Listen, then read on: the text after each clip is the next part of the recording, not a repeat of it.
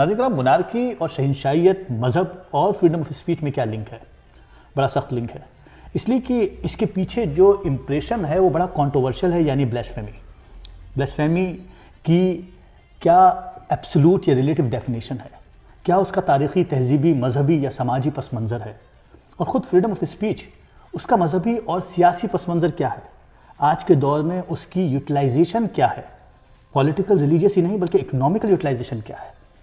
ایسے بہت سارے موضوعات ہیں ناظرین کرام جو بڑے کانٹروورشل ہیں، اور میری خوش نصیبی ہے منیر سامی میرے پاس ہیں۔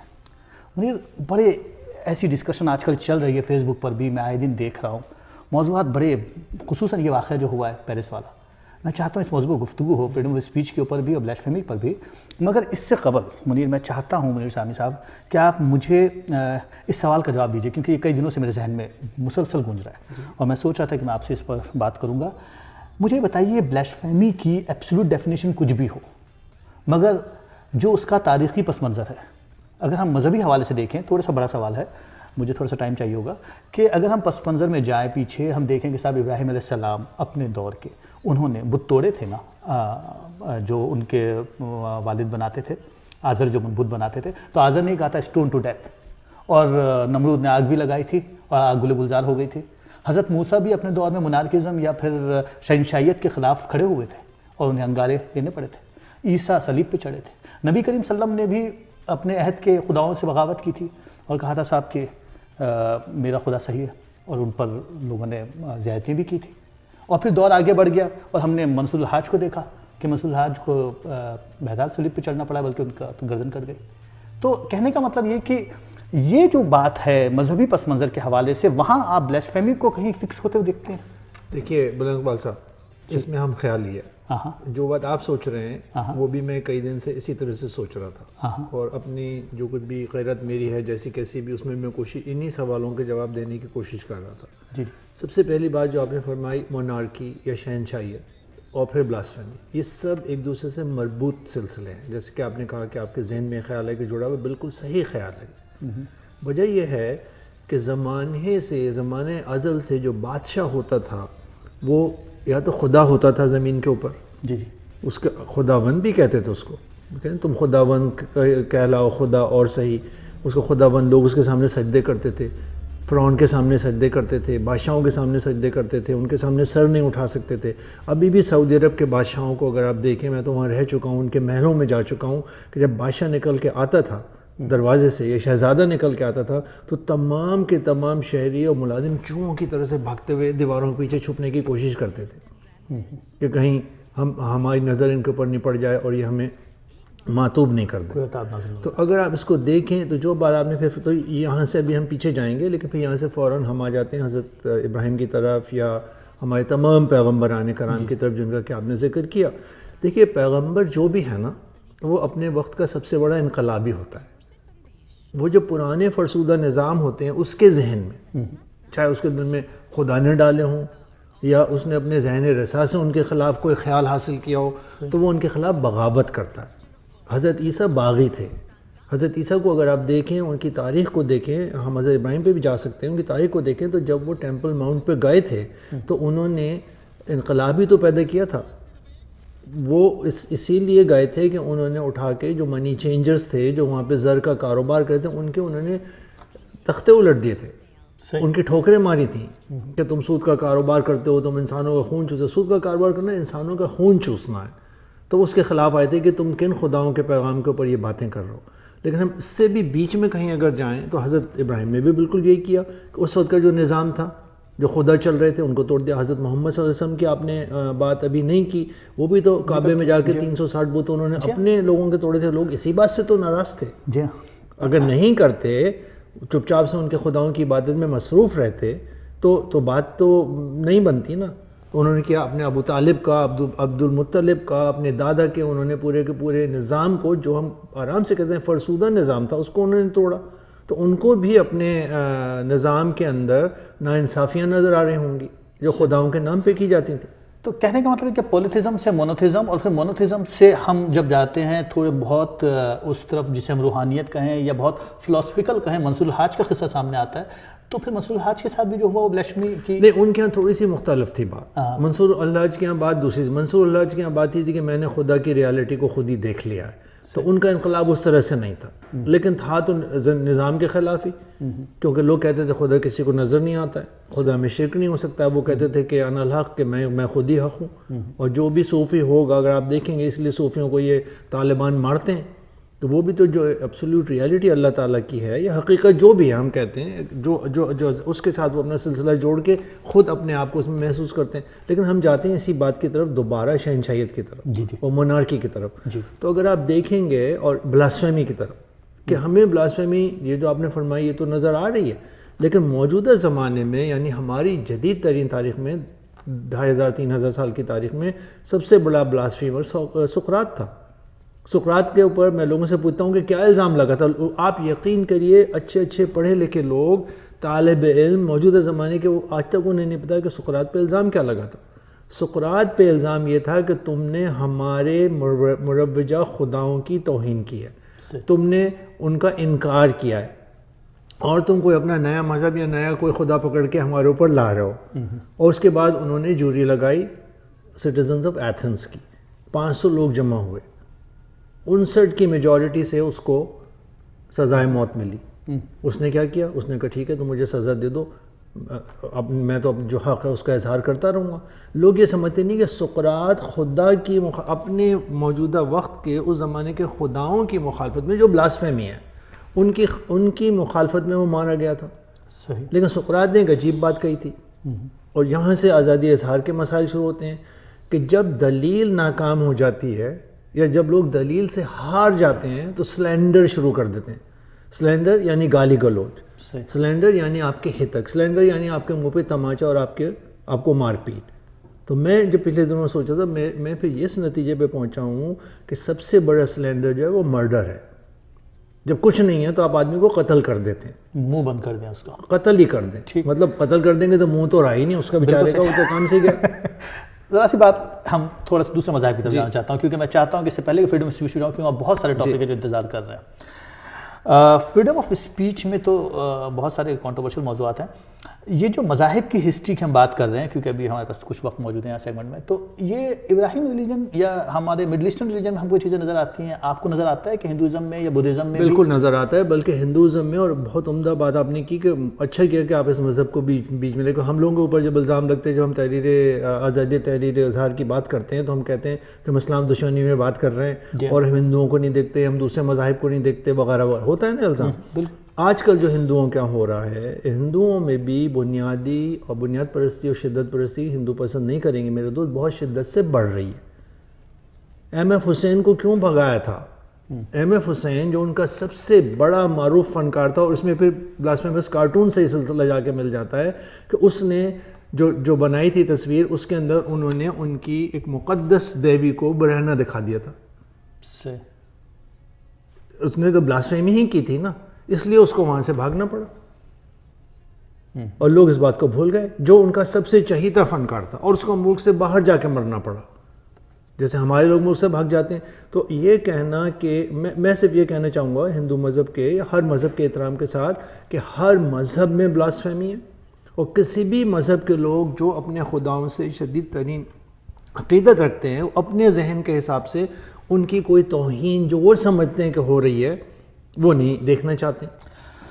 تھوڑی سی بات میں ابھی بلاسفیمی پہ رہنا چاہتا ہوں فریڈم آف اسپیچ پہ جانے سے پہلے. اس کی یوٹیلائزیشن پچھلے دور میں اور آج کے دور میں، اس کے فرق کو تھوڑا سا سمجھنا چاہتا ہوں آپ سے. دیکھیں نظر آ رہا ہے ریلیجیس یوٹیلائزیشن ہے بلاسفیمی کی، کہ ریلیجن کو پریزرو کرنا ہے یا شہنشاہیت کو پریزرو کرنا ہے اور اپنی بحال کیسے ہوا آزادی قائم رکھنی ہے. پولیٹیکل یوٹیلائزیشن اس کے پیچھے ہے. آج کے دور میں ماڈرن ایج میں آپ کیا دیکھتے ہیں؟ بلاسفیمی کس طرح سے یوٹیلائز ہو رہا ہے؟ کیا سیم وے میں یوٹیلائز ہو رہا ہے یا اس کی کچھ اکنامیکل بینیفٹس بھی آ رہے ہیں سامنے؟ نہیں، پہلے تو اسی طرح سے استعمال ہو رہا ہے جس طریقے سے ہمیشہ خدا کو جھٹلانے میں اکنامک بینیفٹس نہیں ہیں. ٹھیک. اس سے اکنامک بینیفٹس کا میرے ذہن میں تو کوئی ایسا تعلق نظر نہیں آتا ہے. اگر آپ کے ہے تو آپ اس کو اگر آپ ایکسپلین کریں تو ہم سے بات کر سکتے ہیں، لیکن بالکل نہیں. بنیادی بات یہ ہے کہ تم نے ہمارے بنیادی عقیدے کو چھوڑ دیا، ہم تم کو زندہ نہیں رہنے دیں گے. ٹھیک ہے. لیکن یہ سارے سلسلے جو چل رہے تھے پھر الٹیمیٹلی شہنشاہیت آ جاتی ہے کہ اگر میں شہنشاہ ہوں، میں اپنی حکمرانی قائم کروں گا، میں اقتصادی سسٹم پہ، اقتصادی نظام پہ، معاشی نظام پہ قائم رہوں گا. اگر تم کوئی اور نظام اپنا سلسلہ لے کے آؤ تو ہو سکتا ہے کہ جو میں بادشاہ تو معیشت کے اوپر الٹیمیٹ کنٹرولر ہوتا ہے نا، سب سے بڑا قابض تو وہی ہوتا ہے. پھر اگر آپ اکنامکس کی بات کریں، اگر ہم دیکھنا بھی چاہیں تو اسی طریقے سے جو پوپ تھے، جو ویٹیکن تھے، جو پادری تھے، وہ بھی تو بادشاہ کی جو معیشی کنٹرول ہوتا ہے، اصل میں تو شہنشاہیت معیشت کے اوپر کنٹرول کا کام ہے. تبھی تو انقلاب آتے ہیں. بالکل سر. تو اس میں کوئی شبہ نہیں ہے کہ جب آپ بلاسفیمی کرتے ہیں کسی عقیدے کے خلاف تو اس عقیدے کا جو معیشت پہ کنٹرول ہوتا ہے اس کو بھی آپ توڑ رہے ہوتے ہیں، یا اس کو ضرر مطلب جیسے میں نے آپ کو یہودیوں کی مثال دی، حضرت عیسیٰ نے جب جا کے لات ماری تھی منی چینجرز کو تو معیشت کو تو نقصان پہنچا رہے تھے. وہ یہ سمجھ رہے تھے کہ ہماری معیشت ہمیں لوگوں کا استحصال کرنے کی، سود سب سے بڑا استحصالی نظام ہے. سود جب آپ لیتے ہیں تو استحصال کرتے ہیں. اس بحث میں جانے کے بجائے کہ سود حرام ہے حلال ہے، وہ اس میں ہم نہ پڑھیں. سودی نظام سب سے بڑا استحصالی نظام ہے. جب اس کے خلاف حضرت عیسیٰ نے کام کر دیا تو اچھا اب اس کے لیے اب ہم کہتے ہیں کہ توہین رسالت ہو رہی ہے، توہین مذہب. رضا اسلان جو ترکی کا اتنا مشہور رائٹر ہے، ایرانی ترکی اوریجن کا، اس نے کتاب دا زیلوٹ لکھی ہے، ZEALOT، حضرت عیسیٰ کی تصویر لگا کے. اس نے بلاسفیمی نہیں کی. منیر بھائی میں تھوڑا سا ایک بریک پہ جانا چاہتا ہوں. ناظرین کرام ساتھ ساتھ رہیے گا، موضوع بہت ہاٹ ہے، مجھے معلوم ہے فریڈم آف اسپیچ پہ بہت زیادہ بات ہونے والی ہے. موضوع تمام ڈائریکشن میں جائے گا اور مجھے امید ہے کہ آپ کے دل میں جو خیالات ہوں گے اس حوالے سے ان سوالات تک ہم پہنچنے کی کوشش کریں. یوں ساتھ ساتھ رہیے، آتے ہیں ایک شارٹ بریک کے بعد.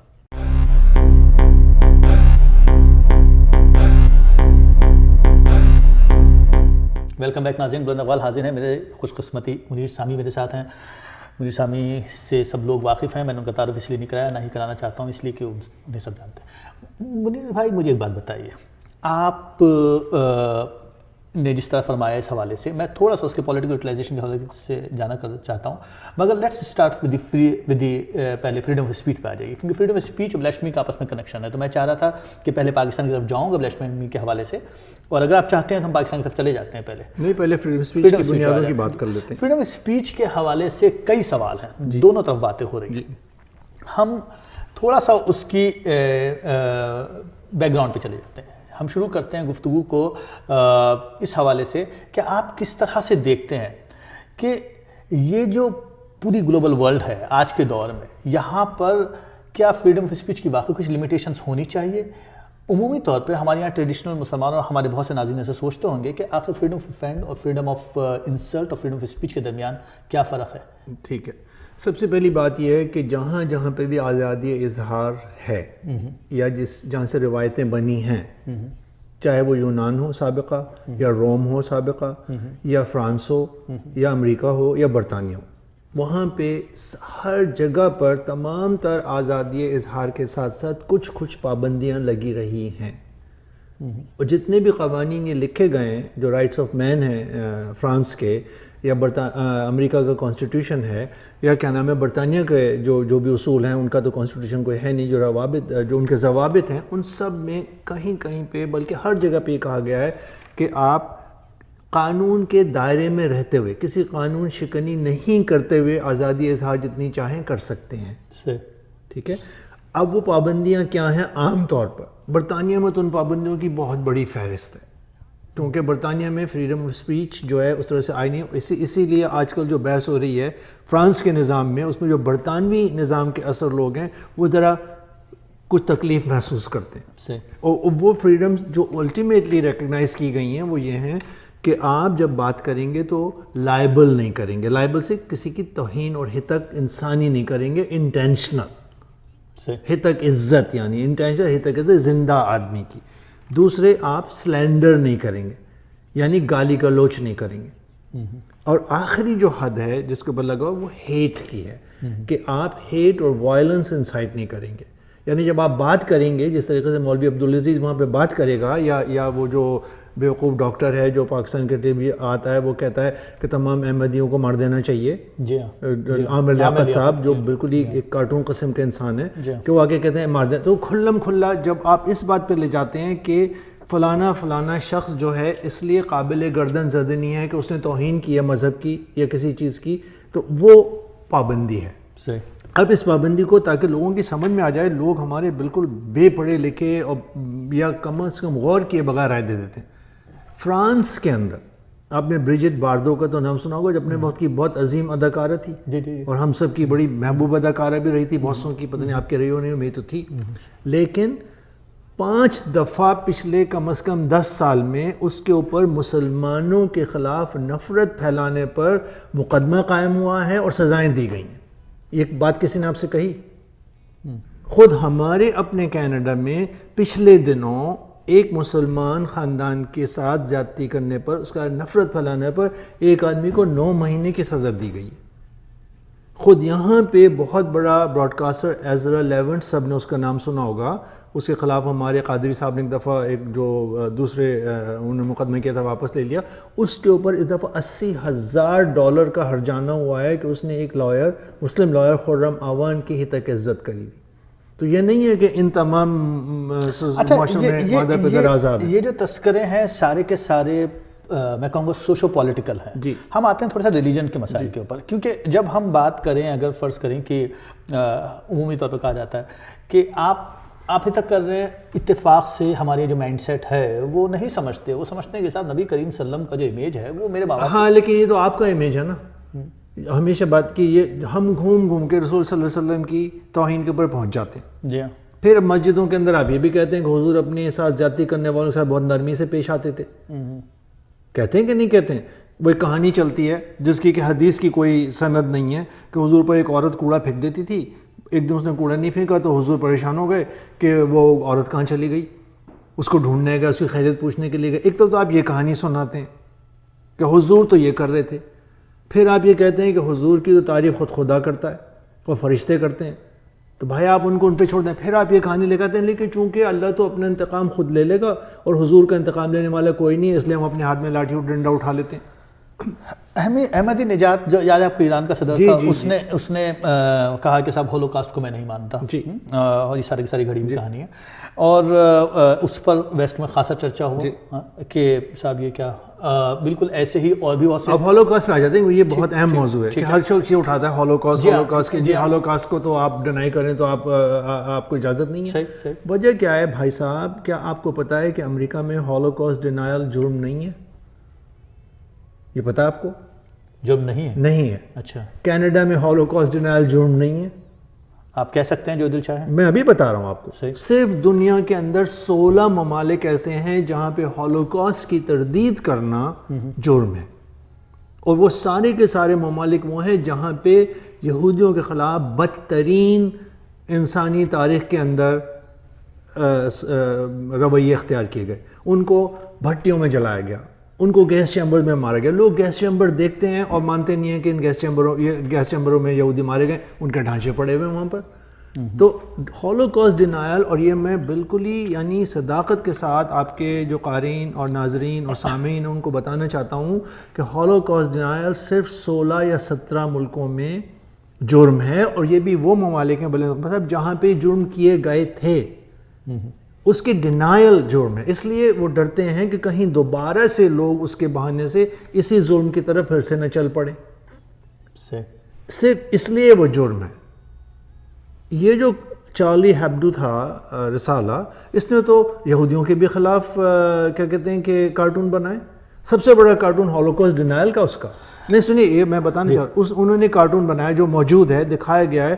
انہوں نے کہا کہ یہودی سے کہہ رہا ہے کوئی کارٹونسٹ کہ ایسا کرو اپنے 6 ملین میں سے 1 ملین کا ڈسکاؤنٹ دے دو فلسطینیوں کے لیے، کہ تمہارے 6 ملین مرے تھے، تم نے 1 ملین مار دیے. یہ بنا ہوا ہے کارٹون، یہ ہولوکاسٹ کے خلاف نہیں ہے تو کیا ہے؟ وہ تو پوپ کا بھی مذاق اڑا رہے ہیں.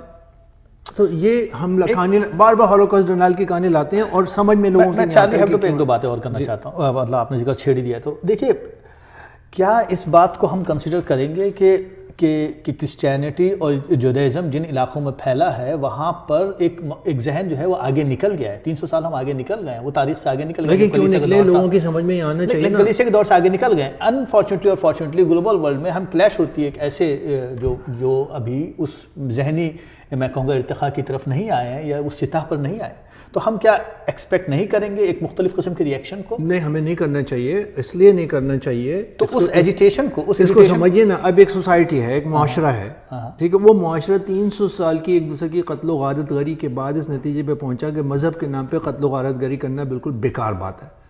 اس میں آپ کی معیشت بھی آ جاتی ہے، اس کے کرنے سے ہمارے معیشت خراب ہوتی ہے، اس کے کرنے سے ہماری اقتصادیت خراب ہوتی ہے، ہم دنیا کے پسماندہ ترین لوگوں میں رہ جائیں گے. آج ہی میکلینس کے اندر ایک مضمون چھپا ہے جو اگلے ہفتے آئے گا بازار میں، جس میں اس غریب نے یہ کہا ہے کہ جس دن مسلمان ایک دوسرے کو فرانس کے اندر یہ قتل کر رہے تھے، اس وقت آسمان کے اوپر ایک اسپیس اسٹیشن اڑ رہا تھا جس میں دنیا کے بدترین دشمن امریکہ اور روس ایک دوسرے سے مل کے انسانی ترقی کی طرف جا رہے تھے. اور یہ وہ لوگ مسلمان جو اپنے وقتوں کے اندر سائنسی ترقی کے ارتقاء کو پہنچے ہوئے تھے، اس نے مانا ہے الجبرے میں، ایسٹرونومی میں، جغرافی میں، جن کی نالج کے اوپر یہ سب کچھ ہو رہا ہے، وہ اس سب کو چھوڑ کر ان چھوٹی چھوٹی باتوں میں قتل و غارت گری میں لگے ہوئے ہیں. اور وہ تو اتنے منصفانہ لوگ ہیں لکھنے والے، وہ تو یہ بھی کہہ رہے ہیں کہ بابا یہ جو دہشت گرد ہیں یہ آتے ہیں تاکہ مسلمان اپنی اسی قعر مذلت میں اسی گڑھے کے اندر پڑے رہیں، اس سے نکلے نہیں. جو آپ بات کہہ رہے ہیں نا، تو ان کو اٹھا کے آگے لاؤ کسی طریقے سے، ان کے ساتھ مل کے کام کرو، پارٹنرشپس کرو تاکہ یہ بھی آگے بڑھے. صاحب میں ایک بریک پہ جانا چاہتا ہوں. ناظرین کرام، بریک کے بعد واپس آتے ہیں. ابھی ہم فریڈم آف اسپیچ پر رہیں گے اس لیے کہ کئی سوالوں سے بنتے ہیں، اور اس کے بعد ہم اس کی یوٹیلائزیشن میں بات کریں گے، اس لیے کہ نیا دور ہے، اکنامی کا دور ہے، تو یہ یوٹیلائزیشن کہاں پر ہے. آتے ہیں شارٹ بریک کے بعد، یہیں ساتھ رہیے.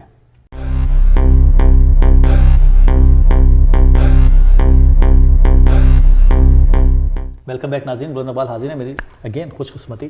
مجھے شامی صاحب مجھے بتائیے ذرا سا، آتے ہیں اس کی طرف کہ صاحب آپ کس طرح سے دیکھتے ہیں. آپ نے فرمایا کہ صاحب ٹھیک ہے، اس میں چانسز ہیں کہ مسلمان جو ہیں وہ جو انداز فکر ہے، یہاں ایک ڈیبیٹ شروع ہو گئی ہے کہ اسلام یہ کہتا ہے یا نہیں کہتا.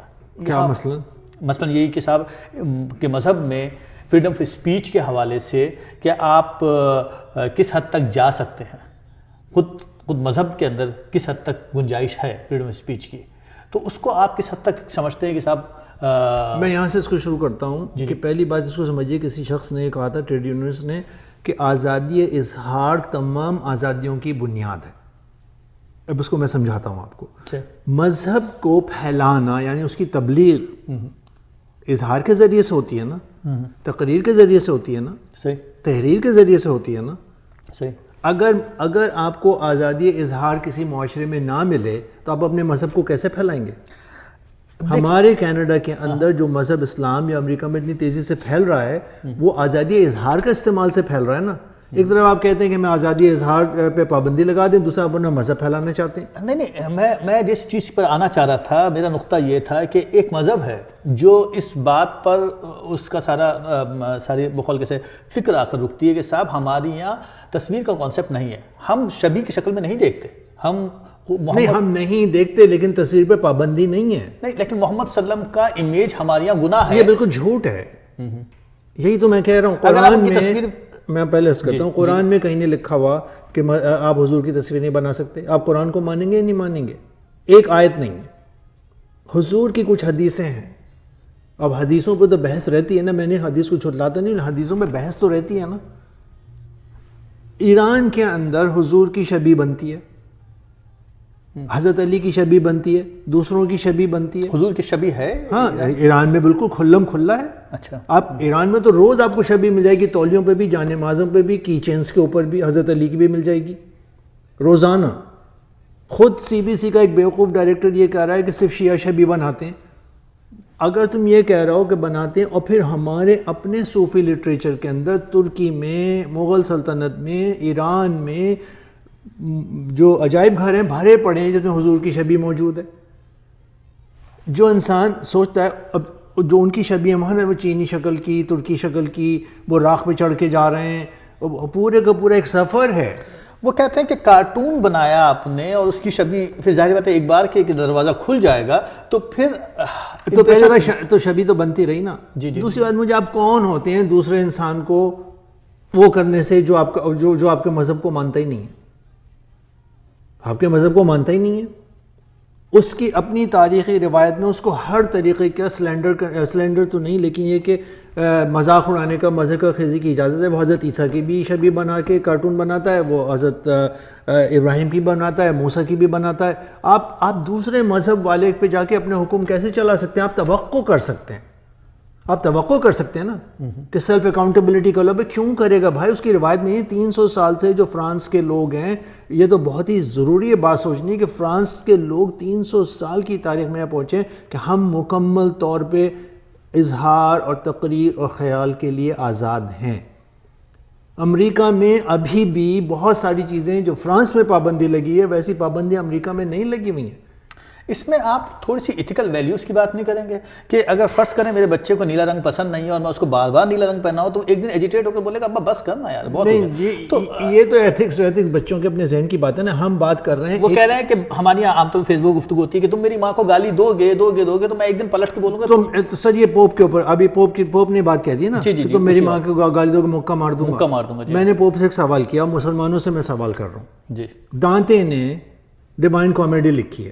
میں ابھی لوگوں سے کہتا ہوں آپ کے سامنے کینٹو 28 نکالیں جا کر، کینٹو 28 اور جا کے جو کہانی اس نے حضور کے بارے میں حضرت علی لکھی ہے پڑھ لیں، اپنے سر پیٹ لیں گے، خودکشی کر کے مر جائیں گے. تو میں آپ کے ذریعے سے ان سب سے پوپ سے سوال کرتا ہوں کہ پوپ صاحب جو ہمیں بیوقوف بنانے کو تم کہہ رہے ہو کہ میری ماں کو گالی دو گے مکہ مار دوں گا، تو تم جا کے دانتے کی ڈیوائن کامیڈی میں سے یہ چیپٹر نکلوا دو نا بھائی. یہ پوپ ہی تو ہیں جو کتابوں پہ پابندیاں لگاتے تھے. پوپ سے مراد ان کے سابقہ لوگ، یہ وہی تو ہیں جو کتابیں جلاتے تھے. ان کی اجازت کے بغیر، ان کی سٹیمپ کے بغیر کتاب چھپ نہیں سکتی تھی.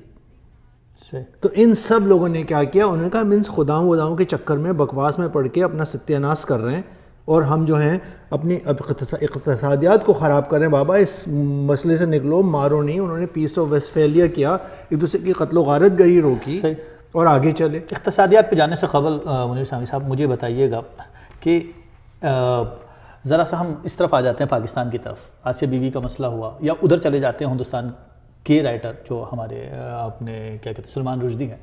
کیا فرق پڑتا ہے ان سب باتوں سے؟ اس کی کیا پولیٹیکل یوٹیلائزیشن ہے یا اکنامک یوٹیلائزیشن ہے؟ کہ مجھے نہیں پتا آپ اس کو کیسے کنسیڈر کریں گے سلمان رشدی کو، مگر ایک بہت بڑا نام بن گیا. ان سے کہا گیا کہ صاحب ڈنمارک میں کارٹون بنے ہیں اس کو زیادہ مت اچھالو، لیکن انہوں نے اس پر بہت بات کی اور الٹیمیٹلی اور آج یہ رسالہ جو ہے یہ 3 ملین کاپیز کی. پہلے ہم آسیہ بی بی کی بات کر لیتے ہیں. ٹھیک، آپ نے آسیہ بی بی کو جلا دیا یا اس کے ساتھ جو بھی زیادتی آپ نے کیوں کی بھائی؟ 6 سال سے وہ اپنے مذہب کے اوپر عمل کر رہی ہے، جھوٹا الزام لگا دیا بلاسفیمی کے، تو آپ کے مقدمے الٹے ہیں نا. سزائے موت دے دی، کسی نے حکومت نے سزائے موت الٹی آپ نے اٹھا کے پھر اس کو سزا سنا دی اپنے لوگوں کو خوش کرنے کے لیے. آپ روزانہ توہین کرتے ہیں احمدی بزرگوں کی یا نہیں کرتے ہیں؟ گالی دلواتے ہیں کہ نہیں دلواتے ہیں؟ دستخط کرواتے ہیں کہ نہیں کرواتے ہیں؟ پاسپورٹ سنیش ایک دوسرے کو گالی دیتے ہیں اور اپنے نہیں میں تو کہہ رہا ہوں کہ اگر آپ کسی کے دوسرے کے مذہبی عقیدے کی توہین کرتے ہیں تو یہ حق آپ کو کس نے دے دیا؟ صحیح ہے کہ بات؟ سلمان رشدی پہ آ جائیں. سلمان رشدی کے لوگ کہتے ہیں چھوٹا رائٹر تھا، وہ حضور کی توہین کر کے بڑا رائٹر بن گیا. ان کو بیوقوفوں کو یہ نہیں پتا ہے کہ سلمان رشدی اپنی بیکار کتاب لکھنے سے پہلے، سیٹنک ورسز کو میں ایک گھٹیا کتاب سمجھتا ہوں رائٹنگ کے حساب سے، کہ وہ لکھنے سے پہلے اپنے وقت میں جو مڈ نائٹ چلڈرن اس کی کتاب ہے وہ گزشتہ 50 اور 25 سال میں بہترین انگریزی کتابوں میں گنی جاتی ہے جو اس توہین رسالت کے الزام سے پہلے غریب نے لکھی تھی. آپ نے کہا وہ چھوٹا رائٹر، آپ نے کبھی اس کو پڑھا ہی نہیں ہے. آپ سے مراد پڑھنے والوں نے پڑھا ہی نہیں ہے تو پھر کیسے کریں گے؟ وہ پھر لے آئے کہ جی سیٹنک ورسز لکھی تھی اس نے اور وہ بھی نہیں پڑھی، سن لیا. کتنے لوگ ہیں آپ کے جو یہ الزام لگانے والے ہیں جو یہ آ کے کہیں کہ ہم نے سیٹنک ورسز ڈر کے مارے پڑھتے ہی نہیں ہیں؟ جب پڑھیں گے تو پتہ چلے گا نا کیا ہوا ہے. تھوڑی بات چارلی ہاربر پہ بات کر لی جائے. جی، چارلی ہاربر بہت سارے موضوعات ہیں اور ٹائم ہمارا اس کو کس طرح سے لیتے ہیں. 7 تاریخ کو واقع ہوا یہ اور اس کے بعد ہم نے دیکھا کہ ان کلرز کی، میں بجائے کارٹونسٹ کی جانے کے بجائے ان کلرز کی نماز جنازہ پڑھائی گئی ہندوستان میں بھی کچھ جگہوں پر اور پاکستان میں بھی، پنجاب کے علاقوں میں بھی. تو ہمارا سوچنے کا انداز یہی تھا کہ صاحب وہ انہوں نے مطلب ان کو جہاں پہلے دن تو نہیں پڑھائی تھی، 3-4 دن تو کچھ نہیں کیا تھا. جب انہیں کہا ارے یار ہم نے تو کچھ کیا ہی نہیں، تو 3-4 دن کے بعد خیال آیا کہ نماز جنازہ پڑھا لو. 40 آدمی آئے تھے صرف پہلے والے دن. دوسرے دن چونکہ پاکستانی فوج نے دہشت گردوں کی پٹائی لگانی شروع کری ہے اور جماعت اسلامی اور اسلامی جماعت سے ہاتھ اٹھا لیا ہے، تو وہ سامنے آ گئے کہ یار کچھ تو کرو، ہم تو فنا ہو رہے ہیں ویسے ہی، ہم نے تو کچھ کیا. دنیا میں ریئیکشن یہ تھا کہ اتفاق سے اس واقعے کے بعد پوری دنیا میں مسلمان ملکوں میں بہت بڑا ریئیکشن نہیں ہوا، بلکہ اس کی حمایت میں ترکی میں جلوس نکلا تھا. سمجھ رہے ہیں بات؟ اس کے افسوس میں لوگ آئی ایم چارلی کے جھنڈے لے کے چلے تھے. تو یہ تو ہماری ذہنیتیں خراب ہیں کہ اندر سے ہمارے اندر خرابی ہے. تو وہ جو لے کے آئے بات پاکستان کی جو آپ بات کر رہے ہیں کہ نماز جنازہ پڑھائی پھر ہندوستان میں، ایک ریئیکشنری کام تھا، وہ بھی تھوڑے سے سکتے کے بعد ہوا. وہ کتنی دیر ہوگا ہم دیکھتے ہیں. ایک شارٹ بریک پہ جانا ہے. ناظرین کرام شارٹ بریک کے بعد آتا ہوں. تھوڑی سی بات اور کروں گا ابھی فریڈم آف اسپیچ کے اوپر، اس لیے کہ احمد رمضان کا میں ایک انٹرویو دیکھ رہا تھا اس پر یوٹیوب پہ، تو انہوں نے طارق رمضان انہوں نے کہا کہ صاحب وہ 11 آدمیوں کے مرنے پر چیخ رہے ہیں، پورا ویسٹ چیخ رہا ہے، ادھر دیکھیے آج ہی ادھر عراق میں اور سیریا میں 150 آدمی مر گیا. تو کیا ایک مسلمان کی موت اور ایک کرسچن اور یہودی کی موت میں فرق ہے؟ آتے شارٹ بریک کے بعد بات کرتے ہیں اس پر آگے.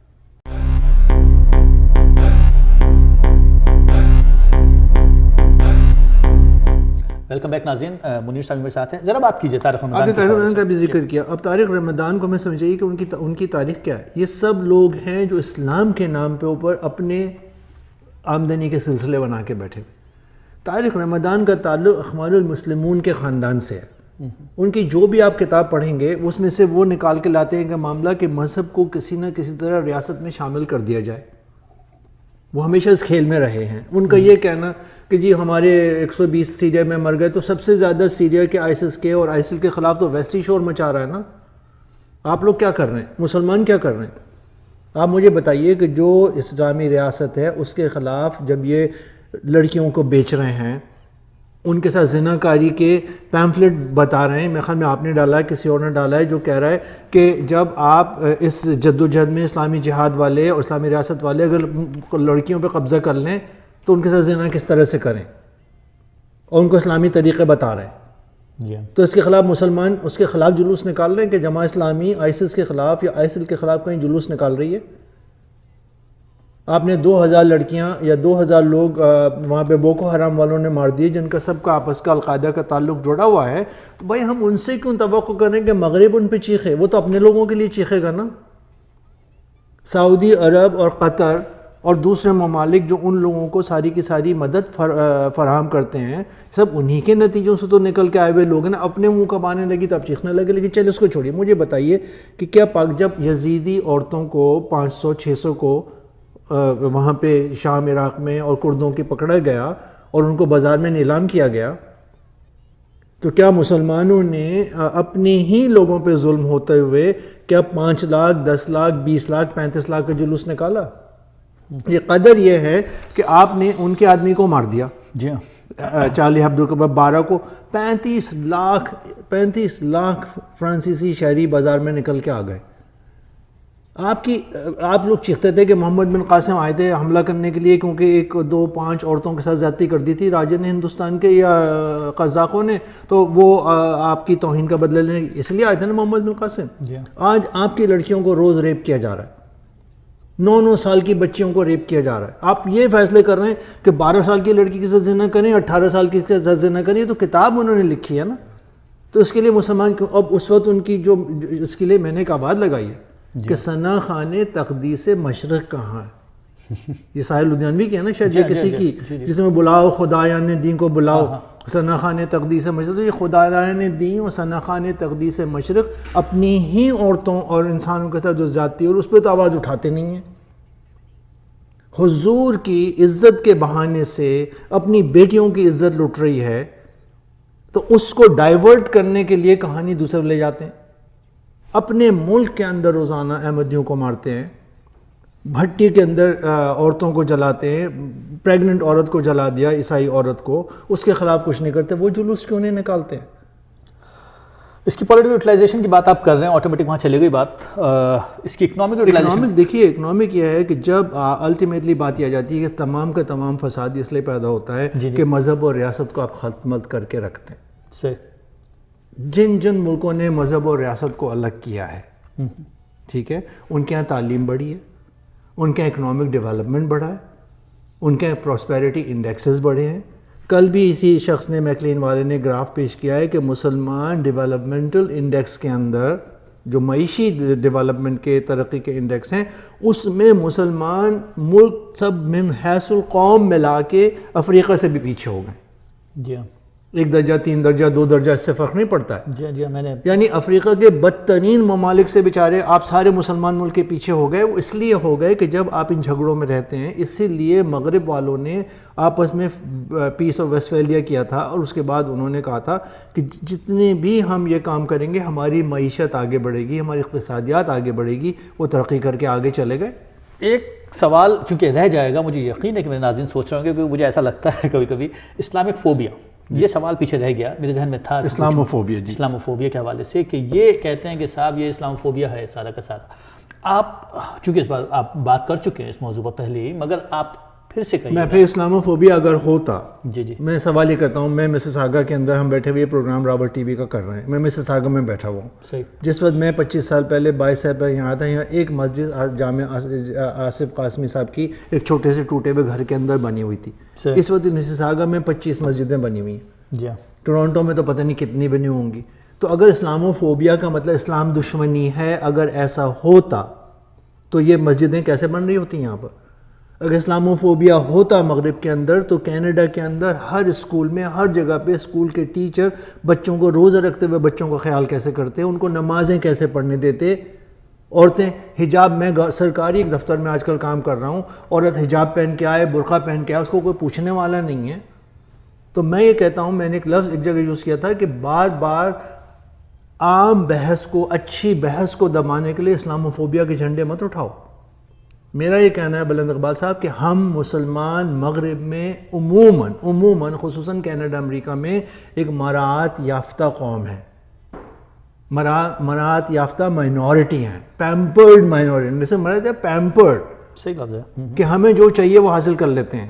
صحیح. ہم کہتے ہیں اسکول کے کیفیٹیریا میں نماز پڑھنے تو اجازت مل جاتی ہے. ہم کہتے ہیں کہ ہمیں جو ہیں مسجدیں بنانے تو اجازت مل جاتی ہے. ہم کہتے ہیں ہمیں حجاب پہن کے نوکری دے دو. آبجیکشن ہے کہ پچھلے دنوں مونٹریال کے میئر نے منع کر دیا کہ صاحب وہ سود جو ہے وہ ہٹا دیا جائے اسکول کے.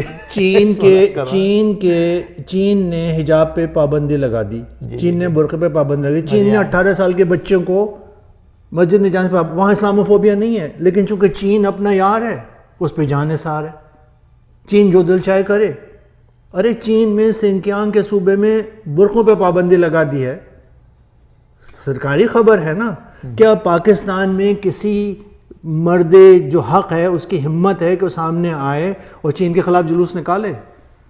تو سر ہم تو منافقتوں کے اندر گہرے گڈھوں میں گرے ہوئے لوگ ہیں. جب ہم پہ کوئی بنتی نہیں ہے تو ہم توہین رسالت کا جھنڈا نکال کے چل پڑتے ہیں، پھر ہم اپنے لوگوں کو قتل کرتے ہیں. فریڈم آف اسپیچ کے اوپر آخری سوال، کیونکہ اب اتفاق سے ٹائم ختم ہو گیا. آپ نہیں سمجھتے کہ کیا پاکستان میں اس کا کانسیپٹ کلیئر نہیں ہے، یا یہ ایک مخصوص پولیٹیکل وائبریشن میں ہے اور اسی اینک سے دیکھ رہے ہیں سب کچھ کہ یہاں پر ایتھیکل ویلیوز ہیں اور یہاں پر لمیٹیشن؟ دیکھیے فریڈم آف اسپیچ تو ہر شخص مانگتا رہا ہے نا. فیض کیا کہہ رہے تھے، زباں پہ مور لگی ہے تو کیا کہ رکھ دیا ہر ایک خلقۂ زنجیر میں زباں میں نے. فیض نے کیوں کہا تھا بول کے لب آزاد ہیں تیرے، بول کے جہاں اب تک تیری؟ کہا تھا کہ نہیں کہا تھا؟ بالکل. تو ہمارے تو اپنے یہاں روایت موجود ہے آزادی اظہار اور تحریر کے لیے لڑنے کی. ٹھیک ہے، آپ فیض سے محبت نہیں کریں گے، جب تک فیض کو سمجھیں گے نہیں تو آپ کو آزادی اظہار سمجھ میں نہیں آئے گی. آپ سے مراد اپنے لوگوں کو. تو آپ اس کو کس طرح سے لیں گے، اسپیشلی پاکستان پہ، کیونکہ پروگرام ختم ہونا ہے، اس سارا کا سارا ریڈیکلائزیشن کا حصہ ہے، سارا کا سارا یہ فنڈامنٹلزم کا حصہ ہے، جو امپریشنس جو آئی مین لائک جو دیکھیے الٹیمیٹلی بات وہیں پہ آ جاتی ہے کہ جو بھی لوگ معیشت کے نظام پہ استحصالی طبقے قبضہ کیے ہوئے ہوتے ہیں، وہ استحصالی طبقے، وہ اقتصادیات کو دبانے والے طبقے، جو معاشی انصاف کو دور کرنے والے طبقے ہمیشہ آزادی اظہار کے خلاف رہیں گے. یہ سب اتنی گڈمٹ چیزیں ہیں. اور میں آخر میں پھر کہوں گا کہ میں آزادی اظہار پر سوائے نفرت پھیلانے کے، وائلنس پھیلانے کے، سلینڈر کرنے کے اور لائبل کرنے کے علاوہ کوئی اور پابندی میں منیر پرویز تسلیم نہیں کرتا ہوں. یہ میری رائے ہے. ناظرین کرام، منیر سامی کی رائے سنی آپ نے. اتفاق سے میں بھی اتفاق کرتا ہوں، اور مجھے نہیں پتا کہ آپ کرتے ہیں کہ نہیں کرتے ہیں. آپ کے فیڈ بیک کا مجھے انتظار رہے گا. ایک بار پھر شکریہ سر آپ کا، آپ مجھے ٹائم دیتے ہیں، اور میں چاہوں گا کہ اگلی بار پھر کبھی آپ کو ذرا. آپ کا شکریہ بھائی صاحب. بہت شکریہ. ناظرین کرام، آپ کا بہت بہت شکریہ. مجھے امید ہے کہ آپ نے اس پروگرام میں انٹرسٹ لیا ہوگا اور اس ڈائلاگ کو سنا ہوگا، اور مجھے امید ہے کہ آپ اس پہ ضرور فیڈ بیک کریں گے، اور میں اس کا منتظر رہوں گا. اب اپنا خیال رکھیے گا. آگے پھر حاضر ہوں گے ایک نئے پروگرام کے ساتھ، ایک نئے ونڈرفل مہمان کے ساتھ، اور ایک نئے چیلنجنگ ٹاپک کے ساتھ. اجازت دیجیے.